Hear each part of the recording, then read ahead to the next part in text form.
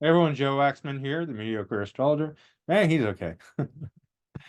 What's up, everyone? Hope you're doing well. In this video, I want to look at the square aspect. And we're going to look at some charts. I have 12 charts. I'm going to explain my view of the square aspect and what it means and how to look at it. And yeah, before I begin, guys, please hit that like button. Please subscribe if you haven't already. Book a reading with me, macrogoldmachine@yahoo.com. That's my email address. And check out my Patreon. Leave a comment down below. All right, let's get started. So what's the square? Um, so the square aspect, to understand this, we need to look at the natural zodiac, which starts with 0 degrees Aries, right?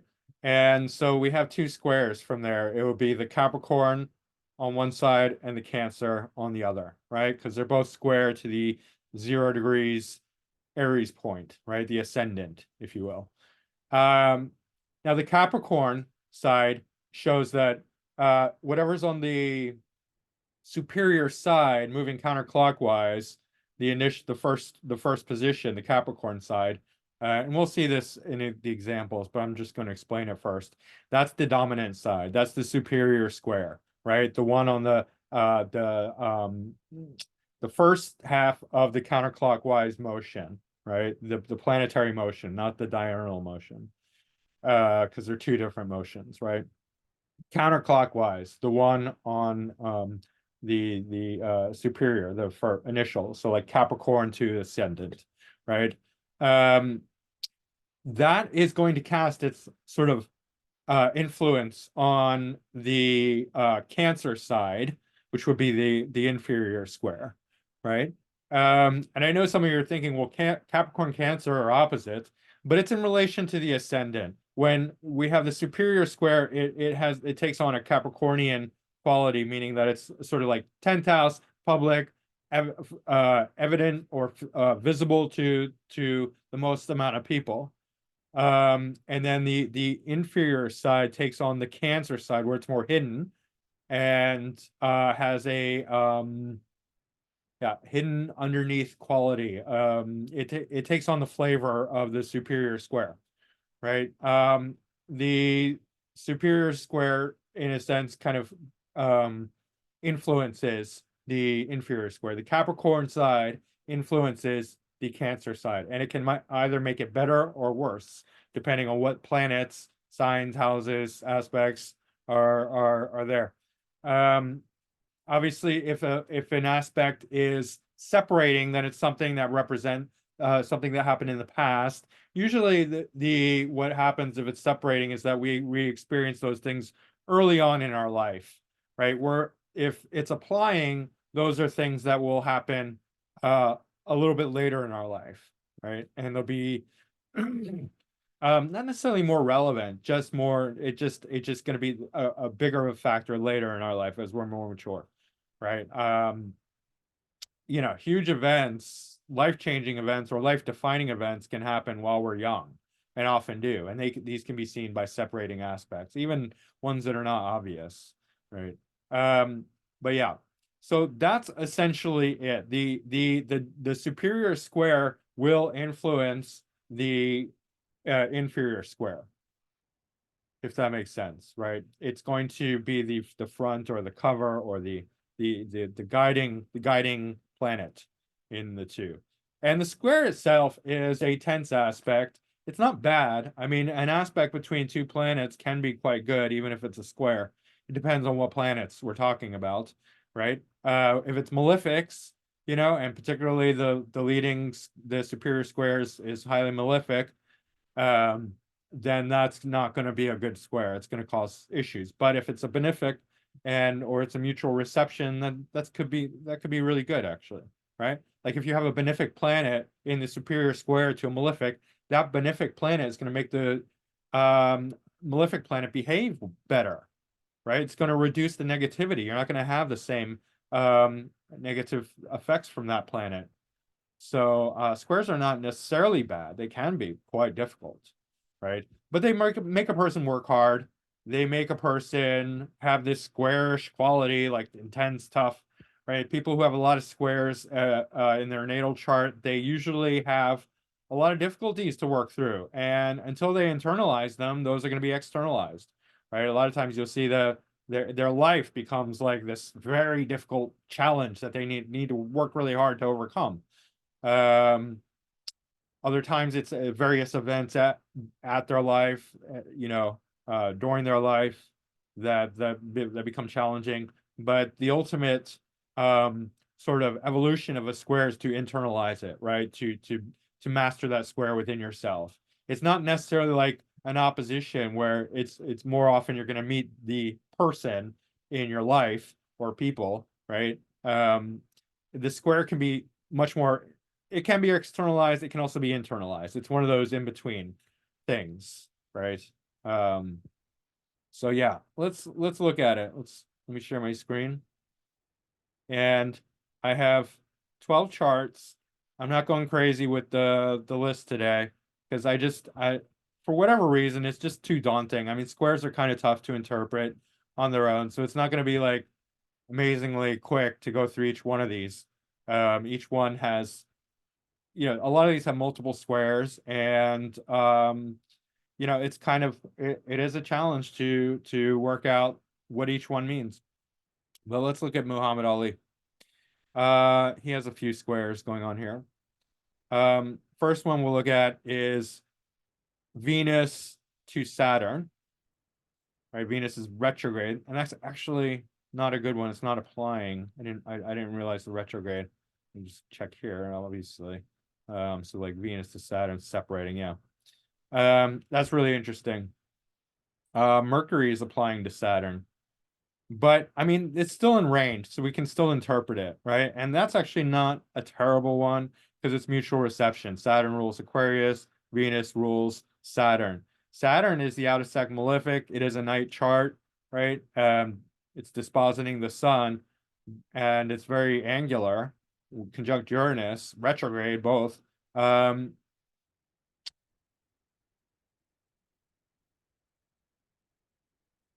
But with this Venus is also the insect benefic. I mean, insect, the bug benefic. No, it's the greater benefic in a night chart, Venus, right? And so Venus is in the superior square to Saturn, even though it's separating, it's still close.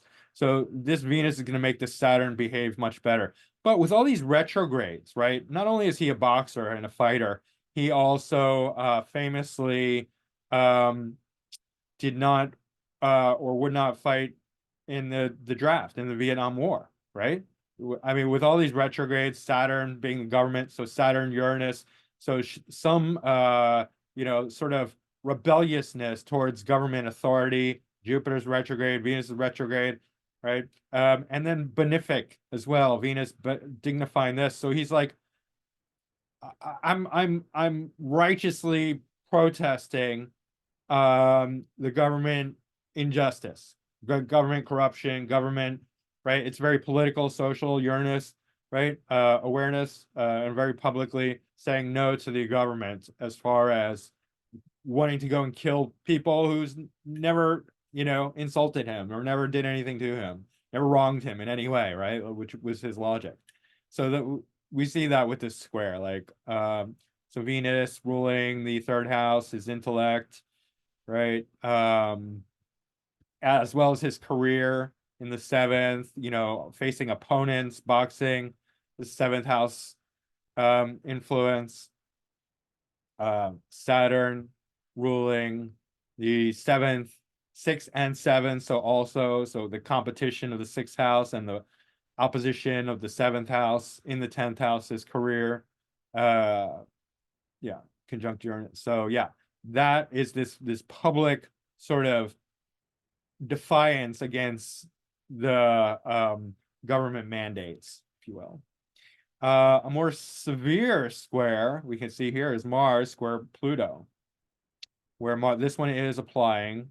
Actually, yeah. I mean, Pluto is retrograde, so it's moving towards Mars. Mars moving towards, so it's pretty strong, pretty intense, right? And what this one reminds me of, just interestingly enough, is the Bruce Lee square, where Pluto was exactly square Mars and Scorpio, where Mars is in the 12th. Pluto, I imagine, I guess, is in the ninth. It would only make sense. Ninth whole sign house, anyway. I forgot where his MC is. And he has a reverse, but they were both fighters, right? And they're here, Pluto's in the 12th, at least 12th quadrant. But Mars is not in great dignity. It's opposite. It's domicile in Scorpio. It's in stubborn, fighty Taurus, right? Neither is great. I mean, no, I don't mean that. What I mean is, so Mars and Taurus can fight, right? Mars and Scorpio can fight. Mars and Taurus can also fight because it's the bull, but it's not in dignity. And it doesn't mean it's worse. It just means it lacks dignity. It's stubborn.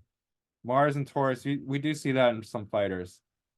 It's not going to behave as well. So there's some conflict here, right, between Mars and Pluto. And interestingly, part of fortune is part of it. This is a very aggressive square, one that makes him work really hard. Mars ruling the ninth, so something he trained in at a high level. Mars ruling the fourth. Both of them are tied to Scorpio, which is interesting, in the fourth house. And the fourth house has double significations: youth, homeland, but also physicality, right? The strength of a boxer, the strength of a fighter.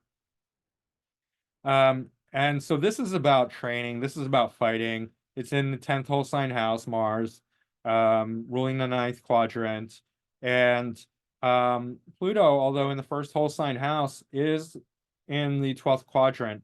And so it's bringing in this sort of martial arts quality, if you will, right? The artistic nature of the 12th house, the obsessive quality of Pluto in the 12th, and being dominated, or Mars is in the superior position, so very physical, a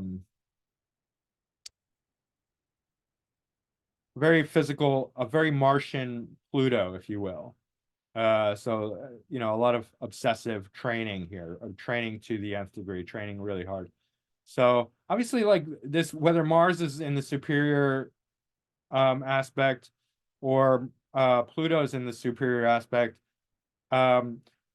it's still, at least in these two charts, Muhammad Ali, I'm comparing it to Bruce Lee, has that similar quality of training to the point of obsession. Muhammad Ali said he doesn't count push-ups. He only starts counting when it hurts, right? So that points to this square, this level of obsessive physicality, right? Training to that degree. And Bruce Lee had a similar thing going on. Another square we could look at is this Jupiter square the nodes. It's applying, so that's why it makes sense. Actually, no, this is not applying because Jupiter is retrograde. I wonder what it says here. It says it is applying.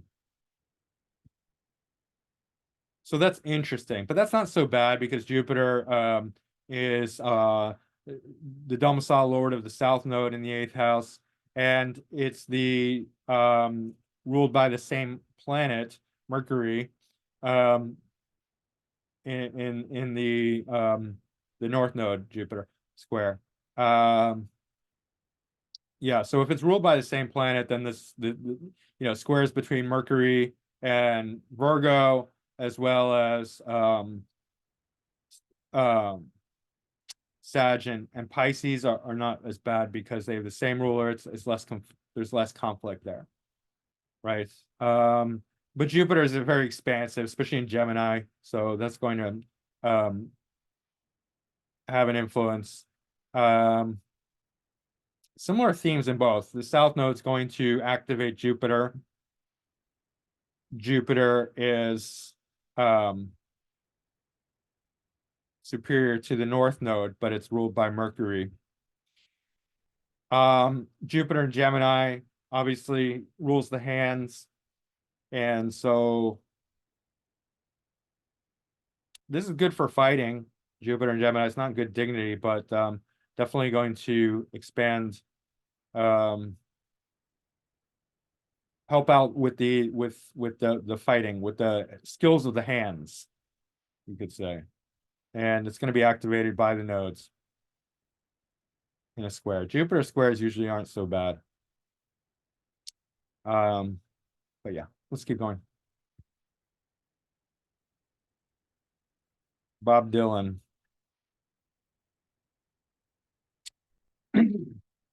Now, Bob Dylan's chart is a little bit confusing because he does have the angles and not in angular houses, and that always confuses things. It mixes up significations, so just gonna have to bear with me here. Let's see, which square are we talking about? Mars to Sun. This is applying. You can see that Sun, Mars applying. Okay, so Mars ruling. So Mars is in the fourth whole sign house, third cusp, third quadrant. It's in Pisces. Mars rules physicality, right? All kinds of physicality. It's the ruler of Aries, so we could say like, okay, like the head, but also the whole body. As opposed to Mercury, which is the hands, right? Mars can be everything. Mars is very mechanical, technical, physical. In Pisces, it's very creative. So in this third house, we're seeing a lot of creative writing, creative mechanics, ability to play instruments, right? In a very creative way. It's ruling the IC in the fifth house, fifth whole sign house. So again, youth, like early childhood, creativity, music, instruments, all that, right? So something about playing instruments from a young age, right? Mars and Pisces, being very creative. Also South Node in Pisces, right? And then square the Sun, Sun ruling. Okay, so obviously taking up most of the eighth quadrant, but it is the ninth whole sign house.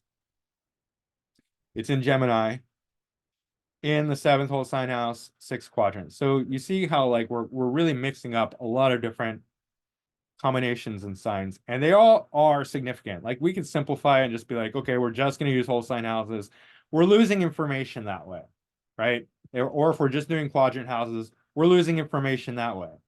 Life is not simple. Life is nuanced. Life is complicated.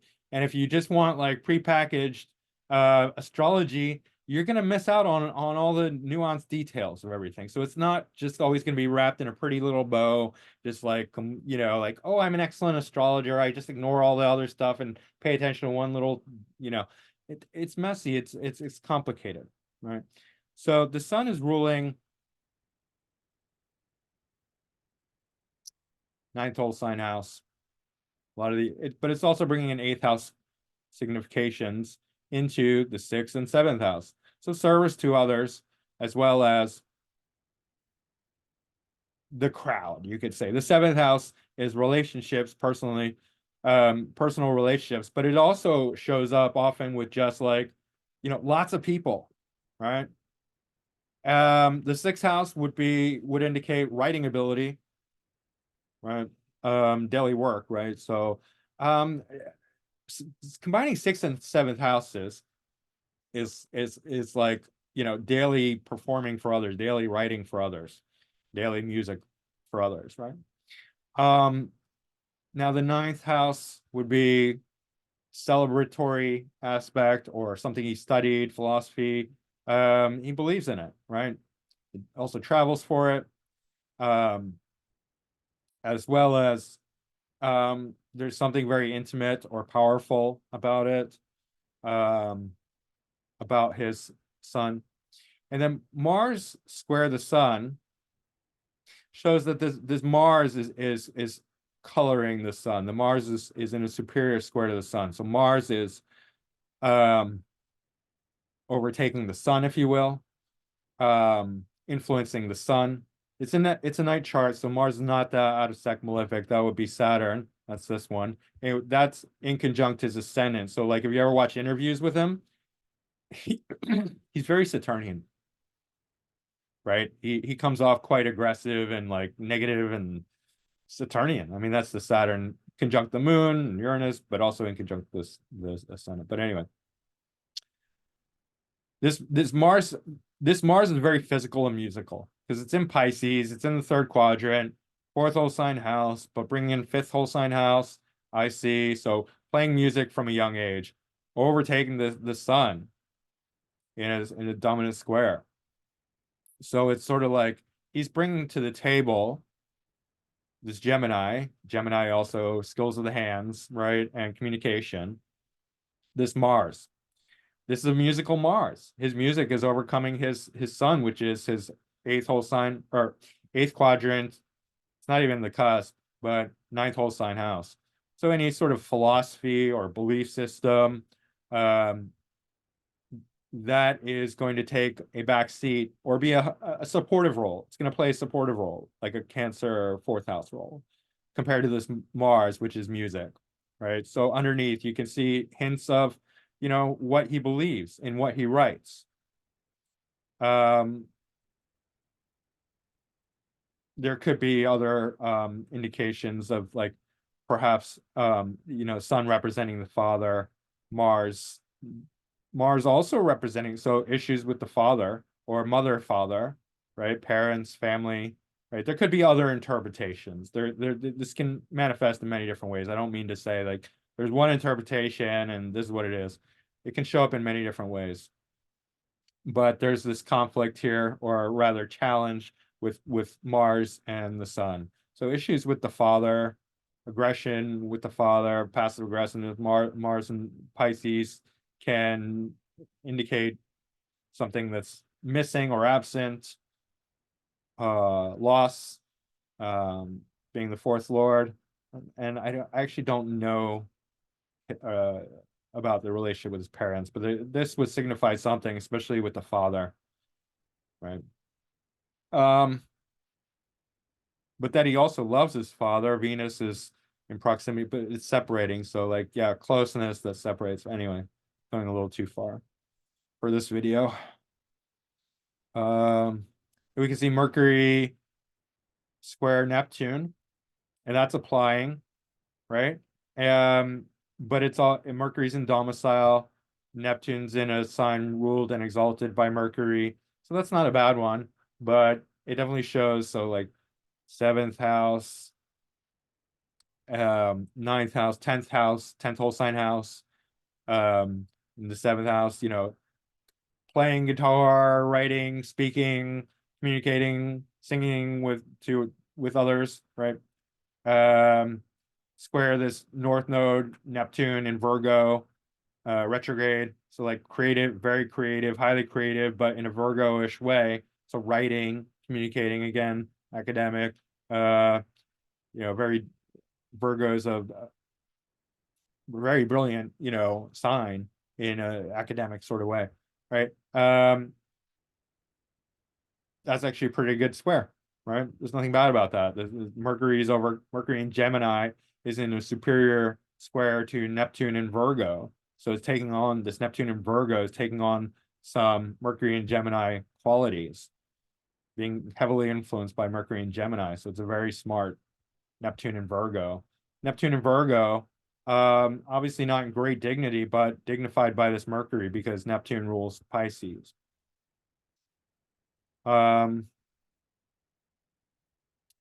So yeah, main square being Mars square the sun, and yeah, with the musical sort of superiority over his fame, his worldliness, right? His Gemini-ness. Incidentally, he would have had a prenatal lunation with a Taurus stellium. All these planets would have been in Taurus, really, indicating his musical career. Move on. Ella Fitzgerald. So here we have Mars to Saturn. And this is a difficult one because Saturn's in poor dignity, in the inferior position, influenced by Mars. Mars is the out of sect malefic, but it's in good dignity in Aries.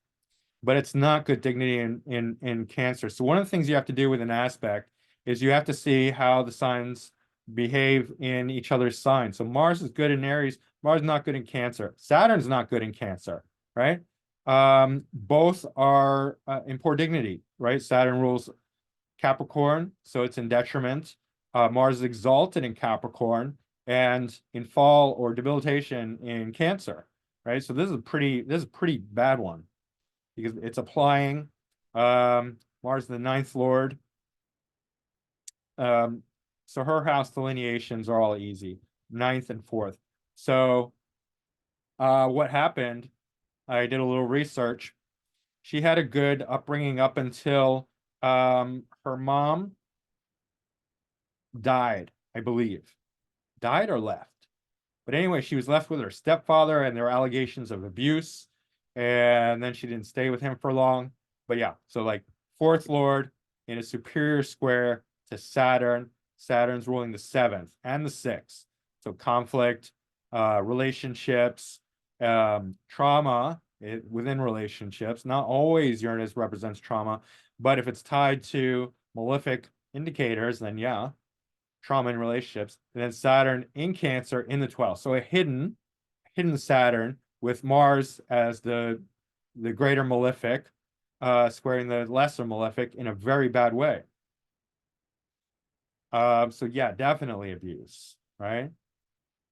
What else can we say? By a teacher, by an elder. Ninth house can often indicate like teachers, elders, people in the position of like the superior position where you have like, the relationship is like obviously like in college or in church or in philosophy, you have a guru, a teacher, right? And so that's very much ninth house thing, having a teacher or having an elder who is in the role or similar position of a teacher, right? So you have like this stepfather, fourth, ninth, right? He's teacherly, he's family-ish, right? And maybe he's good in some ways, but then, behind closed doors and secrecy, he's abusive. 12th house, secret, Saturn, right? In poor dignity with Mars squared in poor dignity towards Cancer. Right? Not good. Not good at all. Of course, I mean, Sun, Kazemi, Venus, pretty much conjunct the MC with Jupiter and Taurus, right? Indicates a very successful career.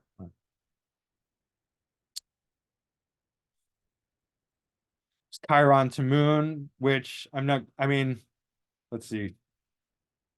Chiron in a superior square to Moon. So she probably feels, and is applying, Moon moves pretty fast. In the 8th house, Pisces. I mean, she probably feels quite different, quite unique, but very creative as well. But definitely feeling like an outcast, the misfit, but in a hidden way underneath, right? Because it's the moon. It's not exactly that up front. Is there any other squares here? Nothing worth talking about, I think. Yep. This could also indicate 9th, 12th, something foreign, something relating to travel. Maybe she has difficulty when she travels. It's activating this square. Religion, philosophy, teachers in general would be problematic for her. Because yeah, good up front, but then in like secret, there's like harm being done. Adolf Hitler, everyone's favorite fascist dictator. Yeah. All right. What are we looking at here? So this is a really interesting one. So Mars did square Saturn, and Mars obviously in detriment. Saturn also in detriment. Not a great square. So something happened when he was young. Um, Mars ruling the seventh, so relationships, something how he sees others. It's the second whole sign house, second quadrant. Dealing with appearances, right? Appearances or resources, money, concerns with money, concerns with appearances and others. Square Saturn in the 10th, in poor dignity Saturn, ruling third and fourth. So appearances, family, intellect. I'm not sure, but I'm just thinking like, oh, dispositing, this also poor dignity Moon, Jupiter, South Node in the third house.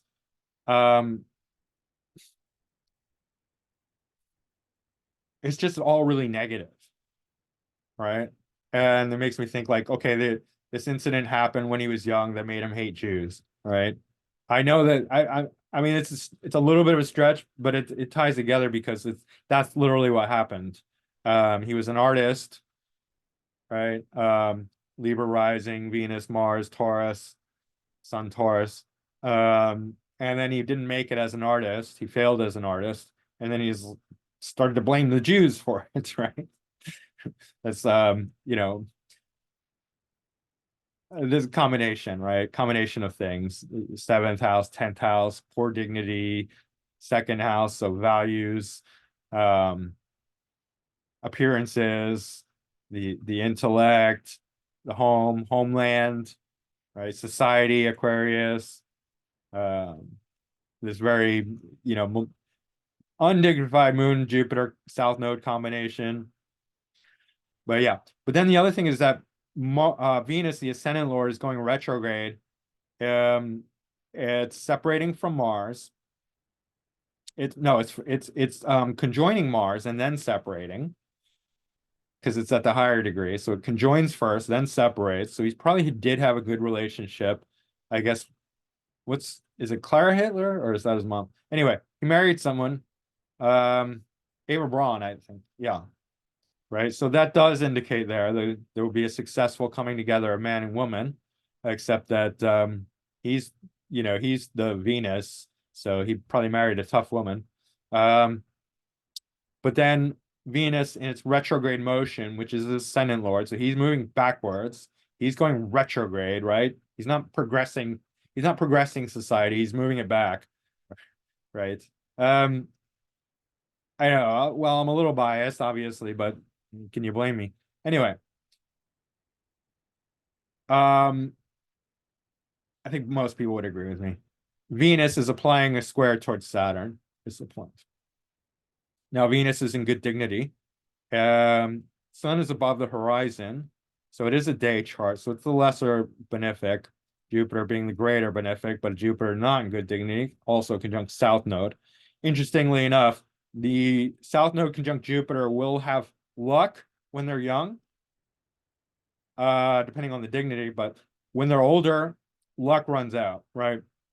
Jupiter significations run out. South Node, but South Node Jupiter does create sort of this very teacherly quality. It's almost like the physical abundance of Jupiter gets dried out, but then you have extra spiritual significance, right? So he's a teacher, he's a leader, but not in good dignity. Okay. Now Venus ruling, it's taking up most of the seventh, but it's actually the eighth whole sign house and the ascendant lord. So he is squaring Saturn in the 10th and as well as the eighth house. So a position of power or dominance, right? Squaring Saturn. Saturn's ruling the third and the fourth. So his intellect, homeland, society, very public. So he's squaring the public, right? As in a challenge, like in a as a challenge to the public authority, right? When that's exactly what happened, right? Saturn in the 10th with Venus, him squaring it in a superior square, right? He's taking over the public, which is what it's saying. Um, this Venus, and it's in a strong position. It's in domicile, right? Saturn is in a weak position, so he's superior over weak society, right? 10th house, Leo, um, third and fourth house, right? So just Saturn's ruling over the fourth, which is homeland, especially in Aquarius, especially Saturn, right? Third house, so communications,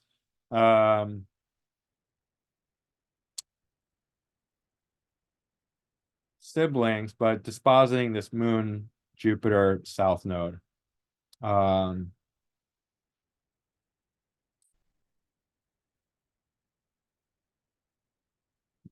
I don't know, it's pretty complicated, but yeah, I mean, yeah, I think the basic delineation is clear. I'm like debating how deep to go into it, but that's what my humming and hawing is about. All right. So any other squares that are worth bringing up? This Uranus is moving retrograde. So it's probably getting close to a square with the south nodes, with the nodes, but maybe I don't know if it perfects or not. I'm not really invested in finding out, but will build tension with this retrograde Uranus, activating it, making it more radical, right? Because when things are either conjunct the nodes or square the nodes, then they really get activated. South node, first half of life, north node, second half of life, square the nodes throughout. There will be constant tension there. And it's just going to make that planet more active because the direction is towards the north node. It's like a magnet, right? And anything that's aspecting it, especially the square, will constantly be activated by this north node, south node axis. So radical thinking, radical ideology as far as relationship goes. Uranus is retrograde, so it's more rebellious. Um, it is applying to Mars, and that's quite violent. Mars is in poor dignity here, but now we're going too far. All right, so that's it for the square. The Venus square Saturn. That's his sort of takeover of the public, right? And homeland as a politician, as a dictator. Saturn and Leo, leading with ego and as a king, right? Saturn's a leader. Leo is the showman, so it's like the showy leader.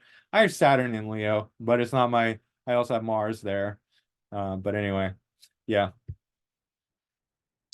So make of that what you will.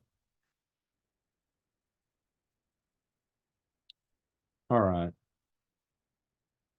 Joan Jett.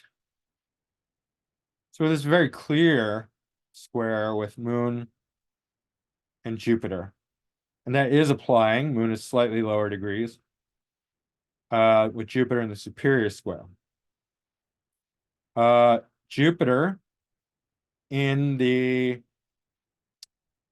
it's actually the 11th whole sign house, 9th quadrant, but same house as the MC. So it's bringing in 9th, 10th, and 11th houses all together, where it's a marriage. But Jupiter's ruling the second, so like appearances and voice, as well as the 12th whole sign house, 11th quadrant. So marrying 11th, 12th.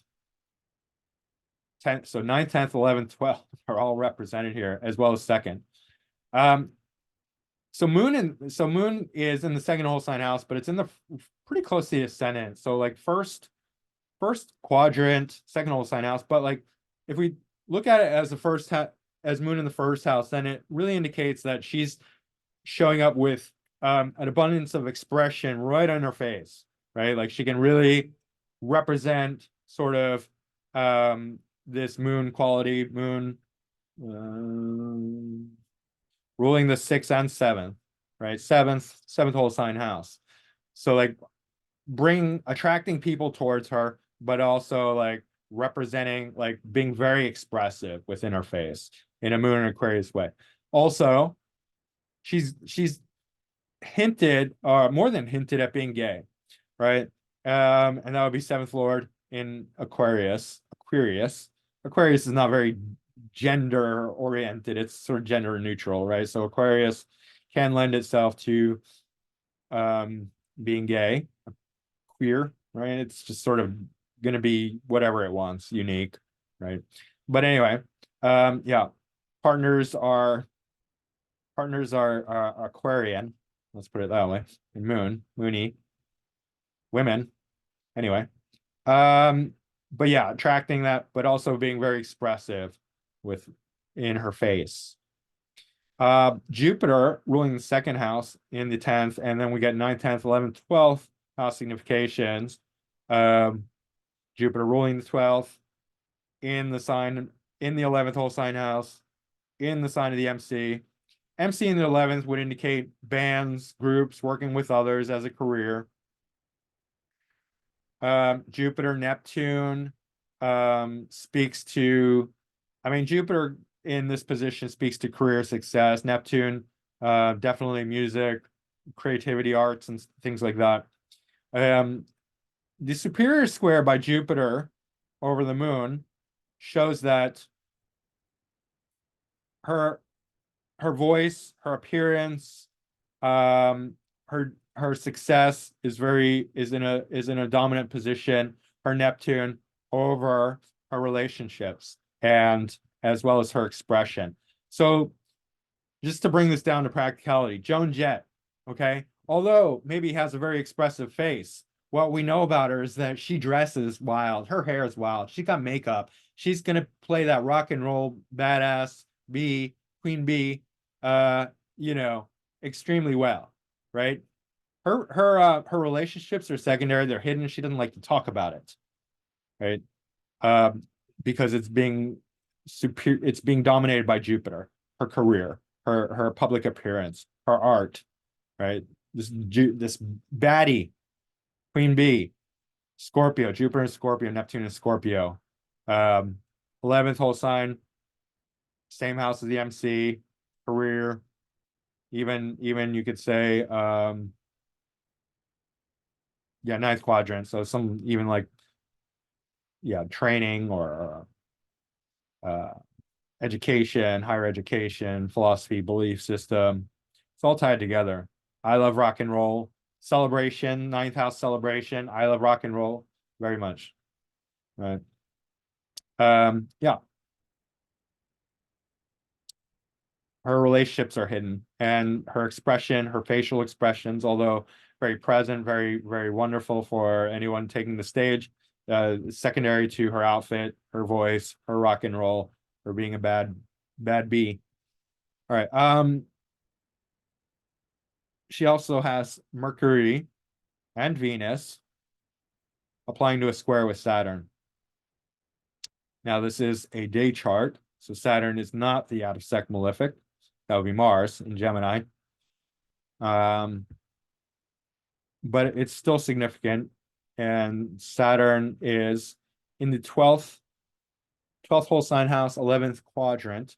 So this could indicate a breakup with the band, right? Having a band, breaking up. Okay, let's see.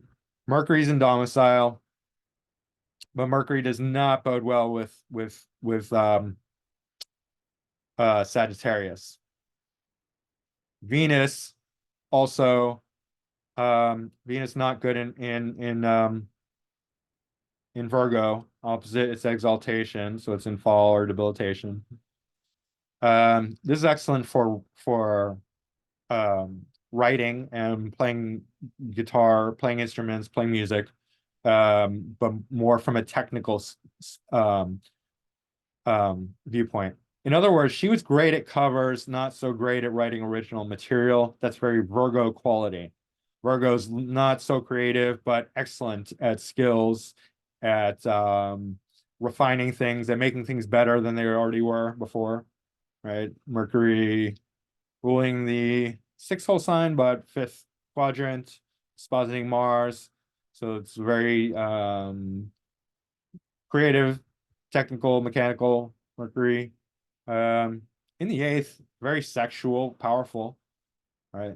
Venus uh, ruling the IC. So from a young age, she started very young, right? She was like 16 years old in the Runaways. Um, and then ninth house. Um, I love rock and roll, right? I'm saying that because it's a celebration, right? I mean, that song, like that's she was famous before then, but that made her famous as a solo artist. It's a very ninth house song. Because it's like a party. The ninth house, among other things, is a celebration, a party. Anyway. Um,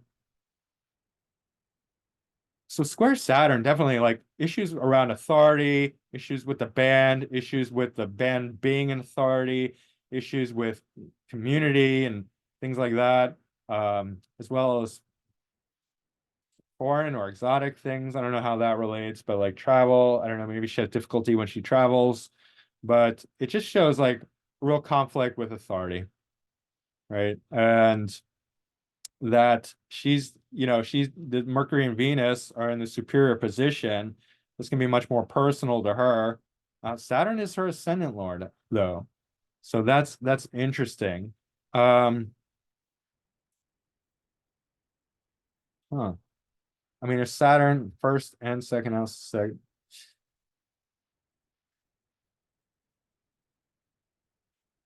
still conflict with the band. I mean, even if she is Saturn and she is the authority, right? She is the band, um, leader of the band, and she's having issues with the creativity, eighth house being dominated. Um, yeah, she's getting dominated, in fact. Um, so it's yeah,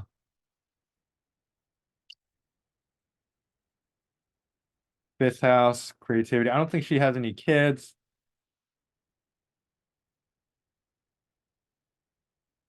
But anyway, that's I think this shows the breakup of the band and her being a solo artist. Mm. So very interesting. Let's keep going. Elton John.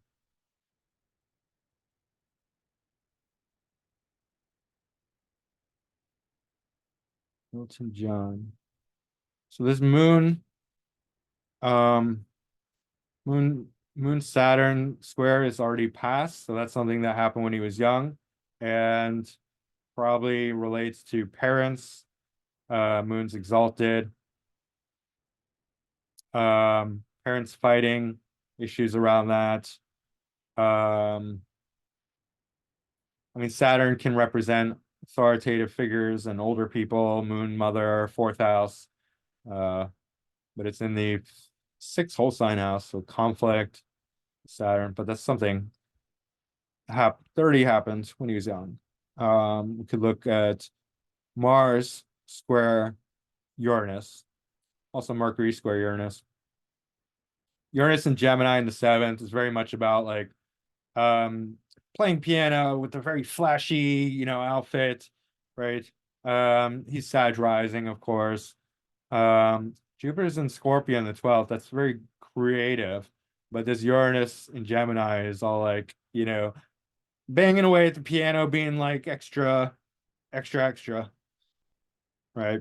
And then, of course, squared by Mercury and Mars and Pisces in the fourth whole sign, third quadrant. So again, very creative, very physically creative, very talented Mercury and Mars in Pisces, right? Not so good for the intellect, but for creativity, yes. Um, Mars ruling the IC, so in the fifth house, fifth whole sign house. So creativity from a young age, definitely played piano from a young age. And 12th house, also very creative. So very creative Mars. Mercury ruling the seventh house. So his relationship with others, with the crowd, as well as 10th whole sign house. So career indication, but also ninth quadrant, philosophy, belief, travel, celebration, all of those things. So music came first, even though he's very flary, and Uranus can represent the rhythm, the beat, literally, especially in Gemini, rock and roll, right? It's being overcome by this very highly creative Mars, Mercury. And what's interesting is that he started out writing music, right? And so that shows that like before he even gets to perform, he's writing music. And so that ties into this third quadrant conjunction, Mars, Mercury, and very creative Pisces. So this is all about the music being dominant, music being a superior force over this kind of flair in Gemini, right? Uranus and Gemini, which is still very musical. North Node in Gemini.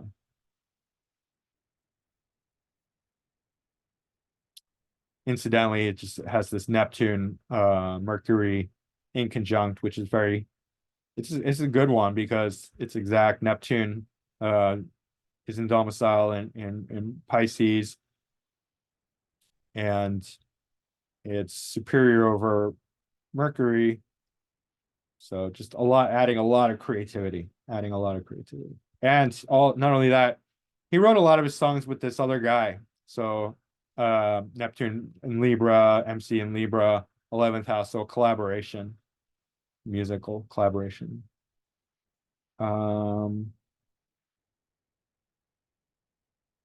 What else? Yeah, there was just some conflict within the family when he was young about his music, his parents fighting and stuff like that.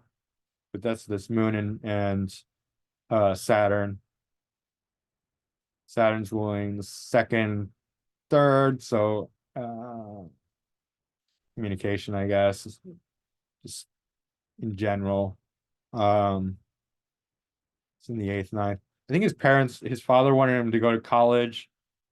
He wanted to do music, so I think that's related to this. It's tied to the sixth house, work,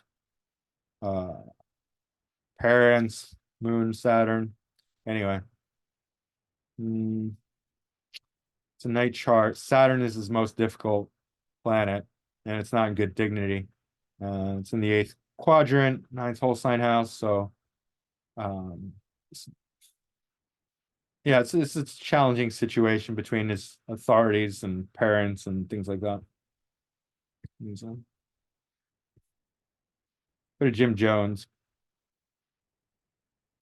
Also, you can see why I didn't want to take, because like delineating each one of these charts with the squares is not a simple, easy task. Right? It's quite challenging. So each one takes time. So I didn't want to overload myself with too many charts. Not something I can quickly run through. So Saturn,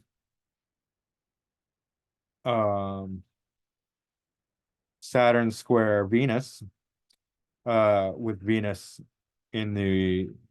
Saturn in the superior position. So Saturn's the ascendant lord, and the second house lord. So his voice, his assets, his appearance, his resources, self-confidence, all of these things. Retrograde. Venus is direct. Venus is in Aries, not in good dignity. Conjunct Uranus and North Node. Venus ruling the fifth whole sign house, the fifth quadrant, and the MC. So his career and children, which you could say that basically his very large family would qualify as his children. Almost essentially anyone younger than him would could fall into that category, right? He was almost like a teacher in a school, right? Authority over the children in his community. That's pretty straightforward, right? Saturn and Capricorn, it's in very good dignity. It's in its domicile. It is retrograde, so he's not going to go along with society. He's going to do his own thing. He's a leader who's going to be very independent, belligerent, just kind of very strong as far as leadership goes, extremely strong, right? But definitely not going with the flow, doing his own thing, making it up as he goes. And it's square this, it's square Venus.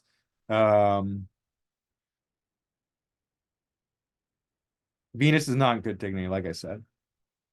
So it's harming. And not only that, Saturn is harmful in Aries. This is a night chart. Saturn is his most malefic planet, which is him. He's the bad guy here. Unfortunately, right? There's an opposition to Pluto and Jupiter, right? Manipulating others, but in a believable way, Jupiter, Cancer, making them believe that they're going to someplace good in was it Jamestown? Anyway, something like that. But yeah, this malefic Saturn overcoming all his children, all his many children, and very convincing man, very unusual man. Taurus Sun conjunct Chiron, Mercury and Taurus stationary, right? But Venus is also conjunct Uranus and North Node, so something very shocking, traumatic. Saturn is retrograde, so it's actually applying to Uranus, applying a square to Uranus. So that's very rebellious in a superior square, right? So that's like squashing rebellion. Uranus would be the rebellion here. Saturn, malefic in its own right, very strong in Capricorn, but poorly dignified in Aries, right? Opposite its exaltation in Libra.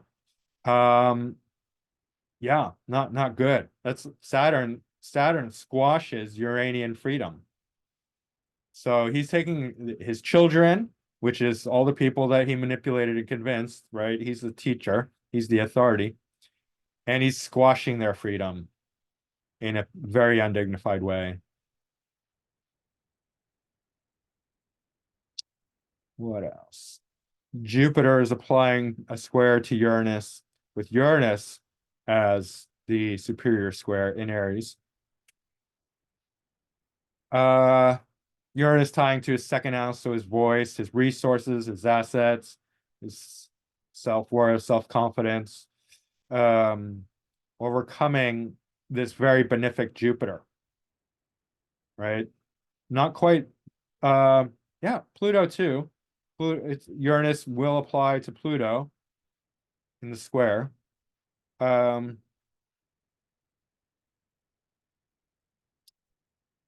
Uranus is not, I mean, Uranus can be very malefic, but it's about freedom. So sort of yeah, this Jupiter in Cancer is being overtaken by Uranus in a superior square, which is really interesting, which is then being overtaken by Saturn. So somehow he wants freedom. Freedom is leading his sort of Jupiterian benefic quality, this Uranus, but then it's overcome by Saturn, right? Which is him, which is what happened. I mean, that's sort of like the story of the Jamestown massacre, unfortunately. Let's see. Yeah, that's pretty much it for this one.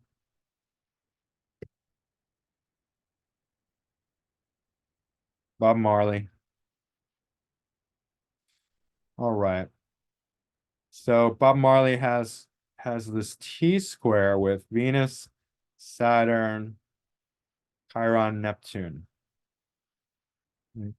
Venus is applying to Saturn. Saturn is applying to Neptune square. And then Venus is opposite Chiron and Neptune. Venus is ruling his sixth house, so it has to do with his health in the fifth whole sign house.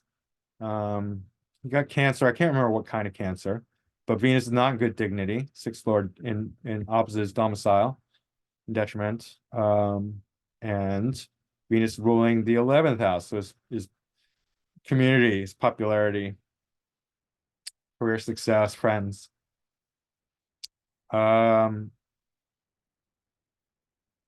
That's overcoming a square with Saturn in the eighth whole sign house, seventh quadrant, with Saturn in detriment.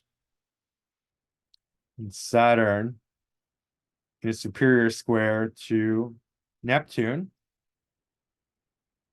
Well, Saturn's retrograde. So let's not worry about the Neptune because these are both retrograde. But this is definitely applying. And so let's do one at a time. Saturn in Cancer ruling second and third. So this Saturn has to do with his singing and his communication. So his music, right?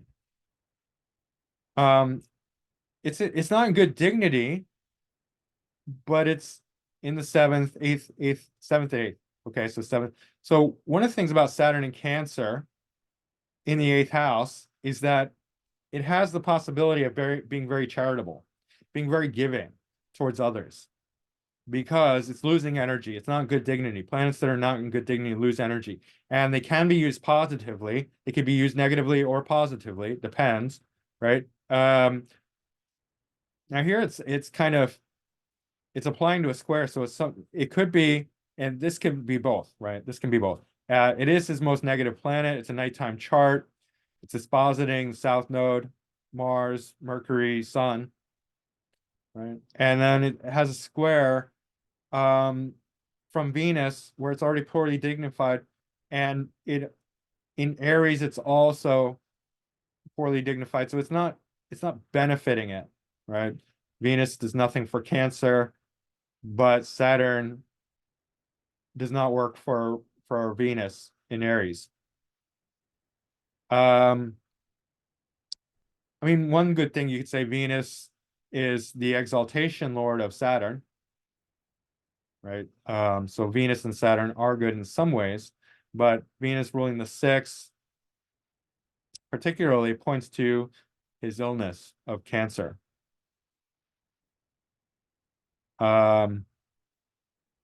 It's also dispositing the 11th, so I wonder if he was betrayed by some friends, something like that, right? To Saturn, which can be authoritative, governmental. I think they killed him, is in other words. I'm putting that out there. But even if we don't go that far, we could see definite relation to his health. Sixth Lord in poor dignity in the fifth whole sign house, fourth quadrant. Without a sec malefic in poor dignity retrograde, applying to a square with the sixth Lord and the 11th Lord. From the eighth house, from the eighth whole sign house. Right, North Node in the eighth. And he died young. But this points to his sickness for sure, and possible betrayal by his friends.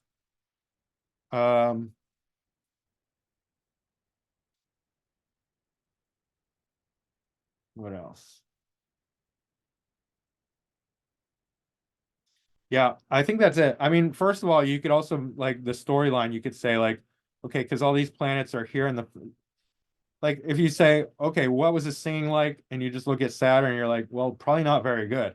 But actually, if you look at the South Node, Mars and Capricorn, Mars is exalted, and then Mercury and Sun, you can see, okay, singing and writing or communicating are quite good. But then the secondary thing is this Saturn. Then you go to the Saturn. That's the storyline. This would be the initial phase, and the second phase would be the Saturn, the dispositor, where it's going, the energy, right? And then from there we can see, okay, eighth whole sign house, poor dignity, squared by Venus, probably not very good, right? I wonder if it's applying or separating from Neptune. Separating from Neptune. Okay. Because they're both moving retrograde, so it's difficult to tell. But eventually it would be applying. So I don't know when, but it does feel like deception, lies, deception, right? Even though Saturn is dignifying this Saturn and Venus are dignifying this Neptune, which probably speaks to his career as an artist, right? Jupiter also in Virgo here, but still, good for writing, good for career success, potentially. I mean, obviously. Yeah. He has a lot of difficult placements here. So he was, I mean, the thing is that heavily influenced his music. What was he singing about? Like difficulty. I mean, he's singing about like things getting better from a perspective of things being very difficult, right? Poverty, injustice, all that, like, rise up, Rastaman, things like that.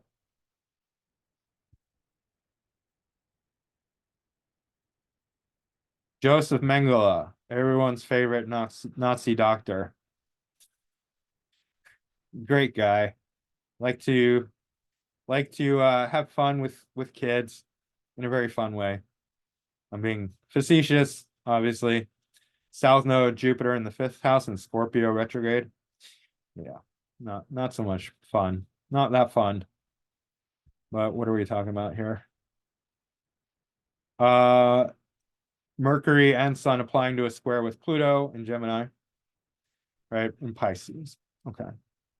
So MC is in the ninth house, so his career in Pisces, it's also in Pisces.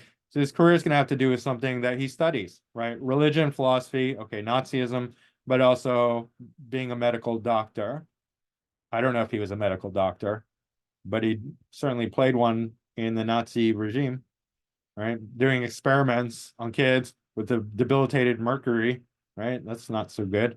So Sun is ruling the second house.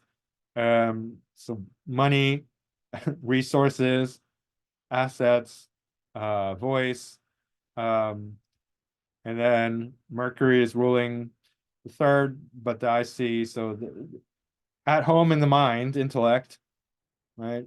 Um, and the 12th house. Mercury is actually dignifying Pluto, but the sun isn't, and the sun is the closer aspect. So let's just look at the sun in Pisces square Pluto.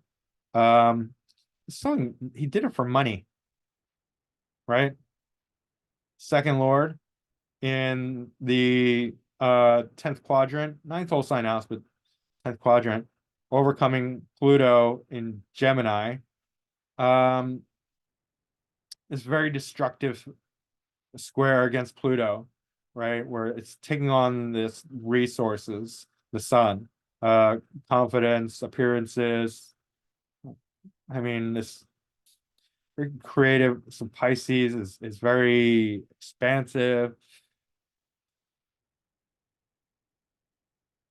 Pluto is very destructive in the 12th house potentially, right? It's allowing him to be very, very destructive. I know what Pluto in the 12th is. I have Pluto in the 12th. Pluto in the 12th can really make a person, it can run the person, first of all. So, I mean, and it's saying like this Pluto in the 12th house, which is isolated, hidden places and things like that. But on a practical level, Pluto in Gemini is like sort of like this really intense thing in the back of his head that can easily lead him down a very destructive path, is being overtaken by this very creative sun, but the sun is ruling the second house. So it's the sun in the second is all about appearances. It's all about ego, money, right? Dressing nicely, right? So it's not a nice combination. This square, it's really making him quite caring about very superficial values, right? in regards to his career.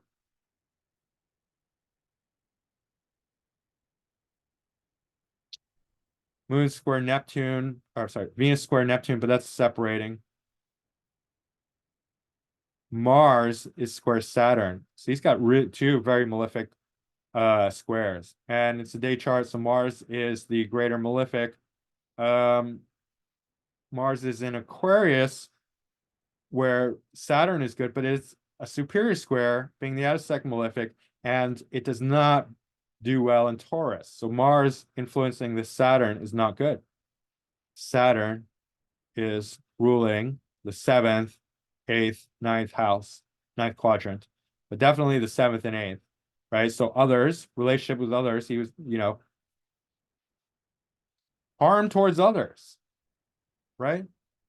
And in a very dominating, kind of like intimate way. The 8th house, powerful, controlling, scientific, Aquarius, harming other people. Saturn, 7th, 8th lord. Even in philosophy, you could say, but he believes the belief is being overcome by this Mars. Mars ruling, dispositing the south node Jupiter, 5th house, children, right? Entertainment, children, main thing, children, I think. And 10th whole sign house, 11th quadrant. So like career and groups, networks, right? Communities, 11th quadrant. This is very much 11th, fully 11th. Not good.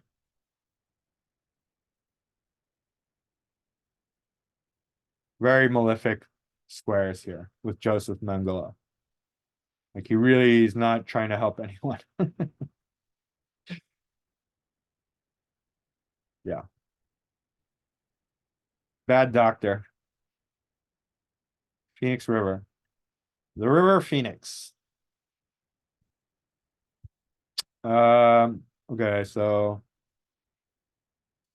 we see two squares here. One with moon and sun and the south node. Moon's at the energetic degree of exaltation in Taurus, about to move into Gemini. So it's just about to perfect the square with the sun. And this is the third quarter square, so it does indicate a challenge, some sort of crisis that will come up for him. It's applying. So at some point he's going to face a crisis between his sun and his moon. That's the squares.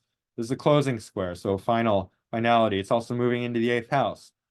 But it is mitigated by the fact that both Gemini and Virgo, when it perfects, it will be in Gemini, sun will be in Virgo, both ruled by Mercury, right? So and Mercury's Mercury's conjunct Pluto, though. It's in domicile and exaltation in Virgo, but it's conjunct Pluto. So difficult.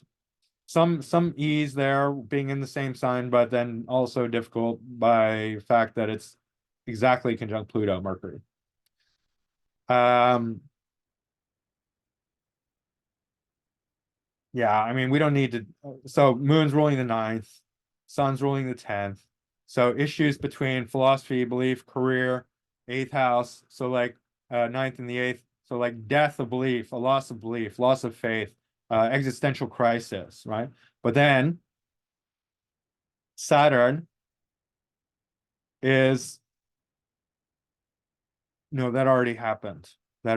So something happened here in the past when he was younger. Okay, when he was young, this Mars hits squared Saturn, and that's not good for either of them. Look at the signs. Mars is not good in Taurus. Taurus is not good in Leo. Mars is not good in Taurus. Taurus is not good in Leo. Saturn's not good in Leo, right? So these are having a harmful effect on each other. Mars is the out of sec malefic. Mars is the ascendant lord and the 6th lord. So this is bringing conflict into the public space. This is the same thing as I have going on. There's Mars and Leo in the 10th house. A lot of public conflict. but then in its superior, it's squared by his sibling. We know who his sibling is. It's Joaquin Phoenix, but then also his parents, right? So it's very clearly like a mother-father issue. And then Moon, if you go back, conjunct Saturn and squares Mars. So we can see that definitely family issues, sibling issues, conflict. They are in his superior, they're trying to control him. He's Mars, he's rebellious. He's about to face his third quarter square with Sun and Moon, also parents issues. And it's just leading him towards an existential crisis. Moon moves into Gemini, activating this Mercury-Pluto conjunction, highly destructive, right? He's his own worst enemy. Mars, ascendant lord, out of sec malefic. Where's Jupiter? Jupiter is in Scorpio protecting him, but I mean it's mixed bag. I mean it's conjunct the ascendant from the 12th. It is the insect or greater benefic of sect, ruling the second house. So appearances are going to be very important to him. Fifth house, entertainment, North Node in Pisces, but it's just not doing its job. It's not doing its job well enough.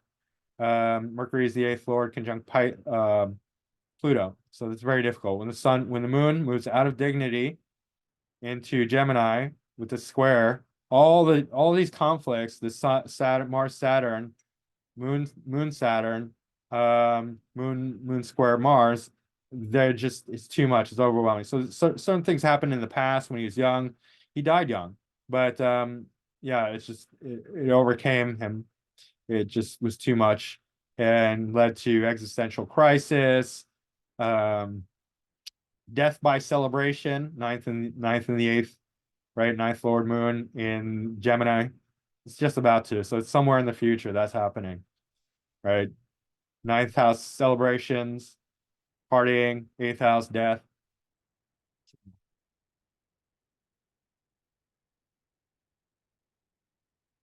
Lisa Marie Presley. This is Elvis's daughter, right? Jupiter ruling the eighth house of shared resources in the second. Yeah, not in good dignity, but she's all right. Let's look at the square. Venus, Saturn.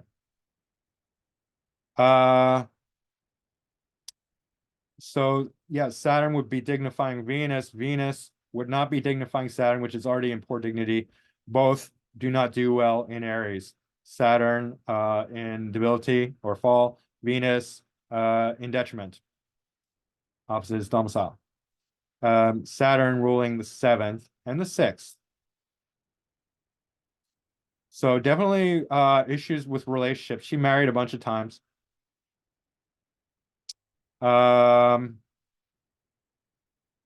She also has problems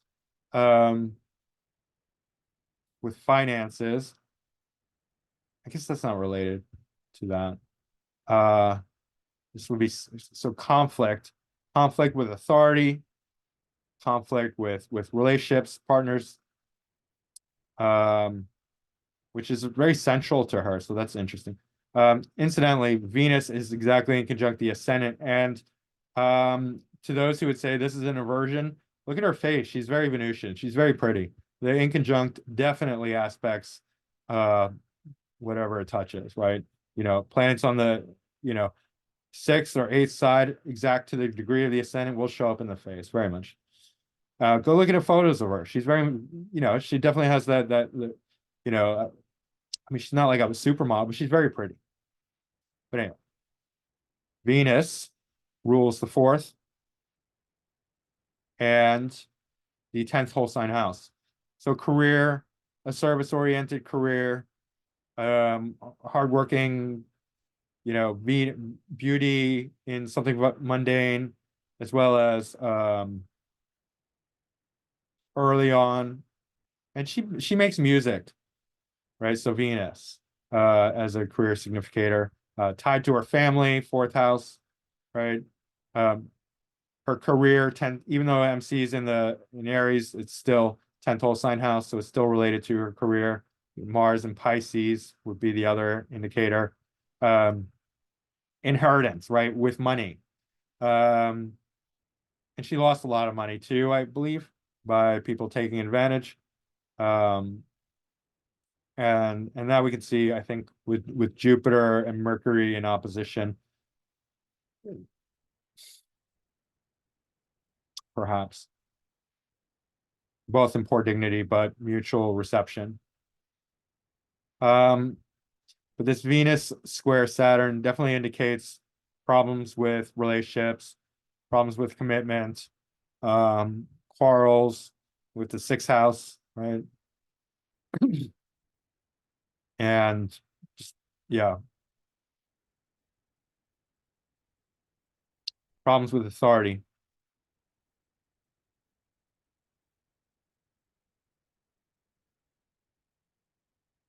Problem also, Venus being a general significator of things like money. I think like various people in probably very authoritative positions were taking advantage of her. But this Venus is in a dominant position. It's third and fourth. It's not it's not really benefiting the Saturn. So anyway, yeah, definitely relationships and daily work struggles. Last one I'm going to look at is Nikola Tesla.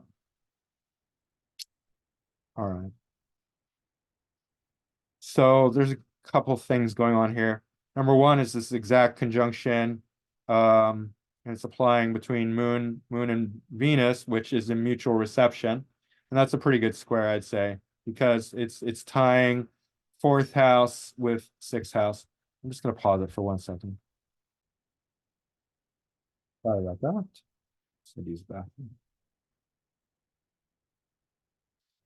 All right. So Nikola Tesla. Moon, Venus, fourth, sixth house. So combining work and home, right? Both not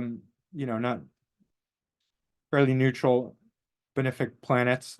Venus is his ascendant lord, and the sixth lord. Moon is the fourth lord in the sixth house. So it's pretty simple, pretty straightforward.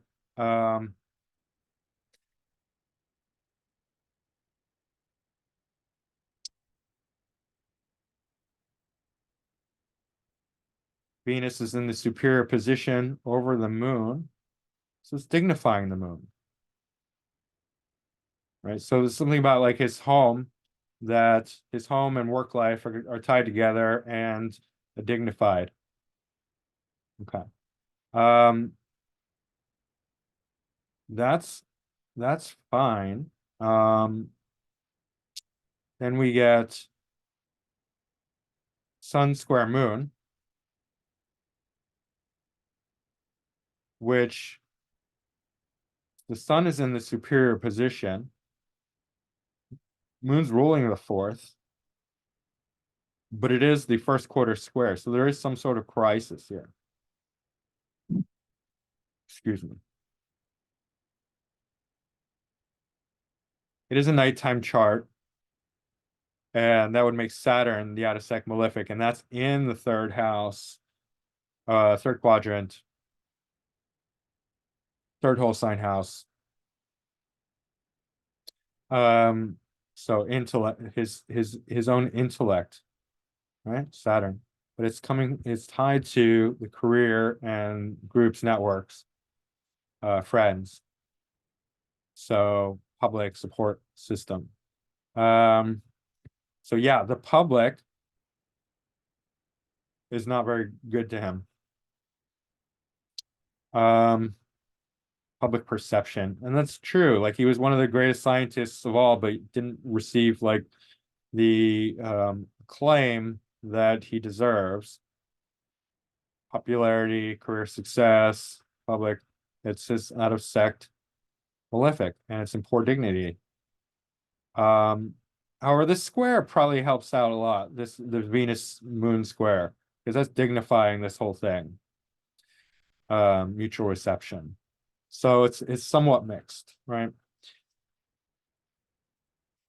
The Sun square, so Sun is ruling the fifth. It's actually the fourth whole sign house, but fifth quadrant, and then squaring Moon, which is the third whole sign house, fourth lord, fourth quadrant. I see. So his intellect. I wonder about Sun and Mars. So that's applying too. This Sun square Mars.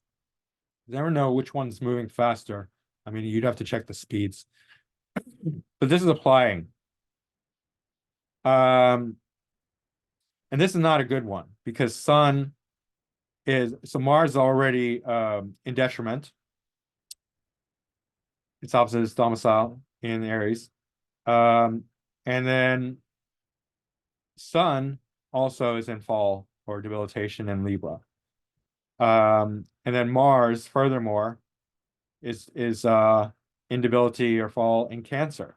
Right. So this Mars, even though Mars is not the out of sect malefic, it is quite difficult. And Mars is ruling the seventh house in Libra, sixth house. So it's talking about working deals, right? He was never married, so we're not worried about the relationships, but the business deals, right, is very clear here.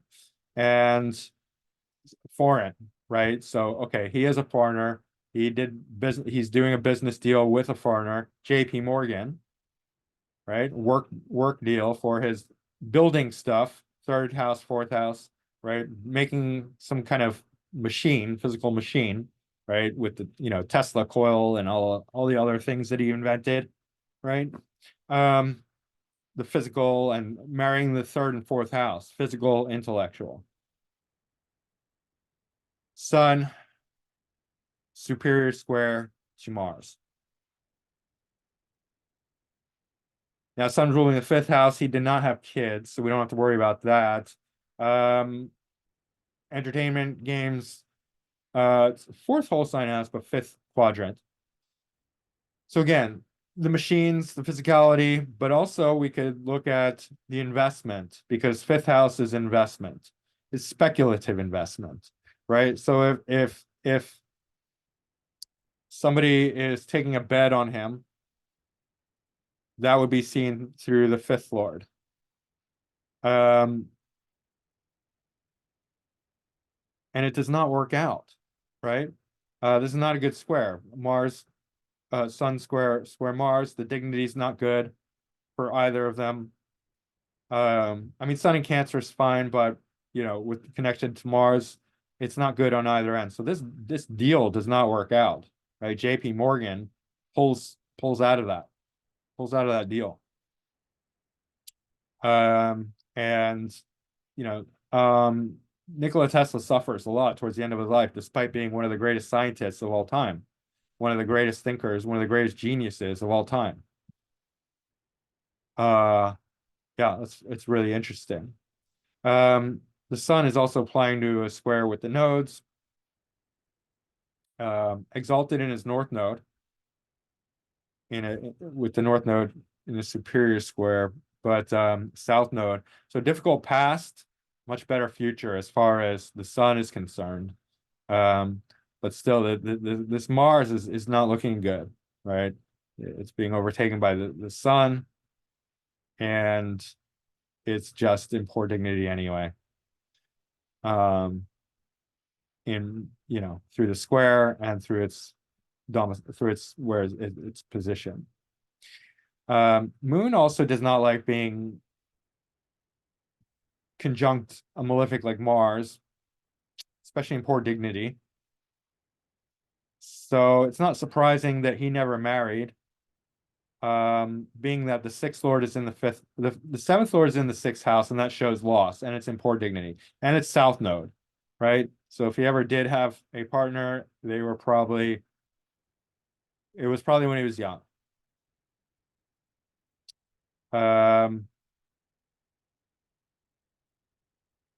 Yeah. Partnerships do not work out very well for Nikola Tesla. Chiron's retrograde, so it's not quite applying to Pluto in a square, but that's kind of interesting. Um, Chiron in Aquarius, Aquarius dealing with Chiron and part of fortune in Aquarius in the 11th quadrant, which is much more like um no 10th quadrant, 11th whole sign house. Sorry, no, 10th whole sign house. My bad. 10th. But Aquarius, so still like brilliant career. Chiron, something extremely unusual, part of fortune. Square Pluto. Pluto is the power, right? Uranus is the electricity. Pluto is something like very, very powerful. Um, so that's interesting, right? Very, very unique power.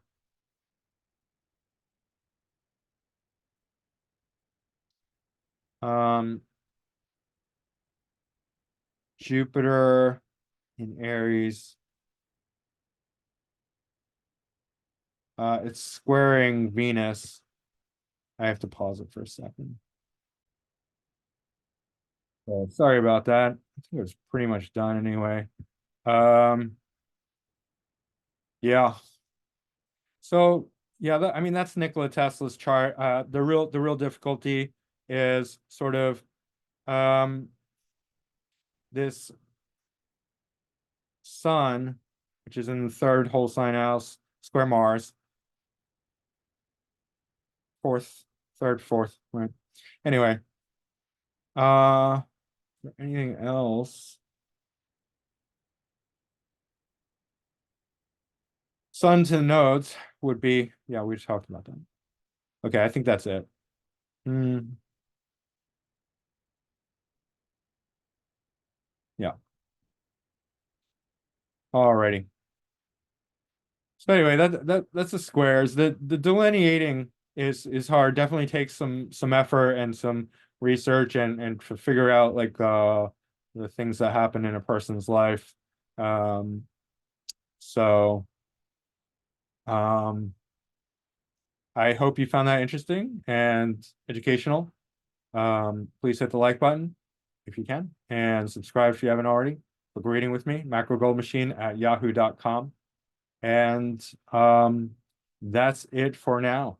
If you want to know why I had to pause it just now, that was the owner of the house who I've been panicking about because he told me last time I talked to him, he said, you know, we need to be out in a month. But I just talked to him and I told him my situation. I told him my mom has a doctor appointment on the 10th and that we were you know, wanting to be out as soon as we can, but I just need to take care of her and I need to get her safe and secure. And he totally understood and he was very kind about it. So thank you. I've been like sweating over this just because I absolutely hate this. Absolutely. Right. It's a dreadful position for me to be in. But I'm grateful that he was understanding. So yeah, that's the latest update. Anyway, guys, I'm gonna end it here. Mediocre astrologer signing off. Meh, he's okay. Hope you guys are doing well. Laugh it off, take a victory laugh, win before you win, all the good stuff. All right, guys, that's it for now. Thanks. Bye.